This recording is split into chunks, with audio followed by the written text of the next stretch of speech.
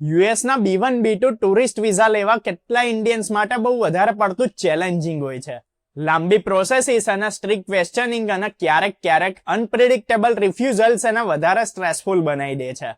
પણ લેટેસ્ટમાં જ એક દિલ્હી બેઝડ મેનેજમેન્ટ કન્સલ્ટન્ટે ન્યૂ દિલ્હીના યુએસ કોન્સ્યુલેટમાં પોતાના B1 B2 વિઝા ઇન્ટરવ્યુ એક્સપિરિયન્સીસને રેડિટ પર શેર કર્યો, જે બહુ સ્મૂથ અને ઇઝી રહ્યું હતું.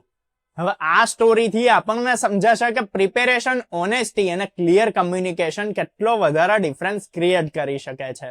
ત્યારે આપણે જોઈશું કે આ ઇન્ટરવ્યુમાં એને કેવી રીતે એપ્રોચ કર્યો, કઈ રીતના સવાલો આવ્યા અને શું સ્ટ્રેટેજીસ અપનાવી, એટલે એ જાણીને દરેક ઇન્ડિયન એપ્લિકન્ટ કોન્ફિડન્ટ રહી શકે. તો સૌથી પહેલા એ જાણવું જરૂરી છે કે એપ્લિકન્ટની પ્રોફાઇલ કેવી હતી. તે એક ફ્રીક્વન્ટ ટ્રાવેલર હતો. એમની પાસે પહેલેથી જ F2 ડિપેન્ડન્ટ વિઝા હતા અને એમની પાસે ડોક્યુમેન્ટેડ ટ્રાવેલ હિસ્ટ્રી પણ હતી, જેમાં અમેરિકાની પ્રીવિયસ વિઝિટ સામેલ હતી. આ બેકગ્રાઉન્ડે ઇન્ટરવ્યુમાં ક્રેડિબિલિટી વધારી. ઇન્ટરવ્યુની શરૂઆત કંઈક અનએક્સપેક્ટેડ થઈ. જ્યારે યુએસ કાઉન્સિલર ઓફિસરે એપ્લિકન્ટનું પ્લેસ ઓફ બર્થ નોટિસ કર્યું તો એમણે પૂછ્યું કે ભાઈ તેલુગુ. પછી ઓફિસરે એમ પણ કીધું કે ભાઈ મને તેલુગુ બોલતા નથી આવડતું. તે એપ્લિકન્ટે બહુ શાંતિથી જવાબ આપ્યો કે it's okay officer, I speak good English, એટલે કે હું બહુ સારી રીતે ઇંગ્લિશમાં વાત કરી લઉં છું. તો આ નાના એક્સચેન્જે ટોન સેટ કરી દીધો અને આગળ ઇન્ટરવ્યુ ઇંગ્લિશમાં સ્મૂથલી ચાલતો રહ્યો. પછીનો સવાલ હતો ટ્રાવેલ પર્પઝ વિશે. તો એપ્લિકન્ટે કહ્યું કે પોતાની વાઇફને મળવા માટે યુએસ જઈ રહ્યા છે, જે F1 સ્ટુડન્ટ વિઝા પર છે. ઓફિસરે સરપ્રાઇઝમાં કીધું કે you should apply for a dependent visa man. એપ્લિકન્ટે ક્લેરિફાઈ કર્યું કે એની પાસે ઓલરેડી F2 વિઝા છે, પણ એ ડિપેન્ડન્ટ સ્ટેટસને મેન્ટેન નથી કરવા માંગતો. એની પછી ઓફિસરે એના પ્રોફેશનલ બેકગ્રાઉન્ડ વિશે પૂછ્યું. તો એપ્લિકન્ટે કહ્યું કે I am a management consultant, nearly 10 years experience. આ ડિટેલ ઇમ્પોર્ટન્ટ હતી કેમ કે વિઝા ઓફિસર્સ મોટા ભાગે એપ્લિકન્ટની પ્રોફેશનલ સ્ટેબિલિટી અને ટાઈઝને ઇન્ડિયાથી જરૂરથી જોડે છે કે ભાઈ ઇન્ડિયાથી એને કેટલું સ્ટ્રોંગ કનેક્શન છે. તો ઇન્ટરવ્યુમાં ઓફિસરે એપ્લિકન્ટની લાસ્ટ યુએસ વિઝિટ વિશે પણ પૂછ્યું. તો એપ્લિકન્ટે કહ્યું કે 2024-25ની વચ્ચે પોતાની વાઇફના સ્ટડીના સમયે 10 મહિના યુએસમાં રહ્યા હતા અને સબ આર્ટિકલ પર હતા.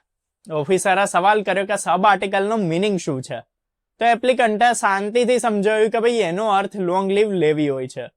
વર્ક અને ફ્યુચર પ્લાન્સ પર પણ સવાલ આવ્યા. ઓફિસરે પૂછ્યું કે શું એ દરમિયાન તમે યુએસમાં કંઈ કામ કર્યું હતું. તો એપ્લિકન્ટે ઓનેસ્ટલી કીધું કે એના યુએસમાં કામ નથી કર્યું.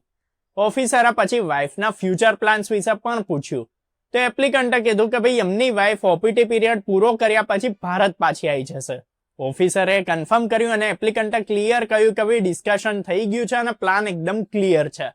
પછી બીજો એક ઇમ્પોર્ટન્ટ સવાલ આવ્યો કે એપ્લિકન્ટે યુએસમાં જોબ કન્સિડર કેમ ના કરી.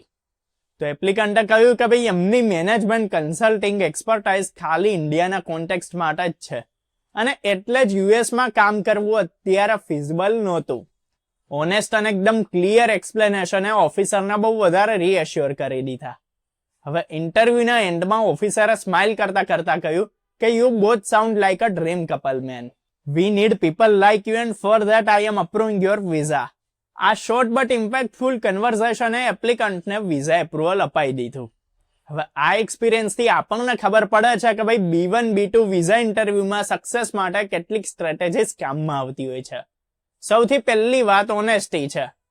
અપિયર કોન્ફિડન્ટ અને સાચું બોલવાથી હંમેશા પોઝિટિવ ઇમ્પેક્ટ પડે છે.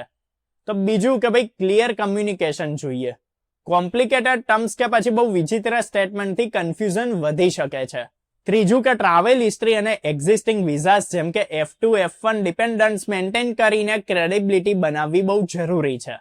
યુએસ B1 B2 ઇન્ટરવ્યુમાં મોટા ભાગે કેટલાક સ્ટાન્ડર્ડ ક્વેશ્ચન્સ આવતા હોય છે.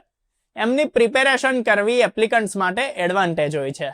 તો ક્વેશ્ચનમાં શું હોઈ શકે છે એ જોઈએ તો purpose of travel to the US, current role અને employment details, previous international travel, family background, monthly in hand salary. એપ્લિકન્ટે એ બધા જ ટોપિક પર કન્સાઇઝ અને એક્યુરેટ જવાબ આપવા જોઈએ.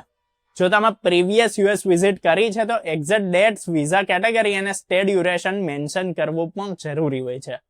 જો ડિપેન્ડન્ટ્સ અથવા સ્પાઉસ યુએસમાં છે તો એમના વિઝા સ્ટેટસ અને રિટર્ન પ્લાન ક્લિયર રાખવું જોઈએ.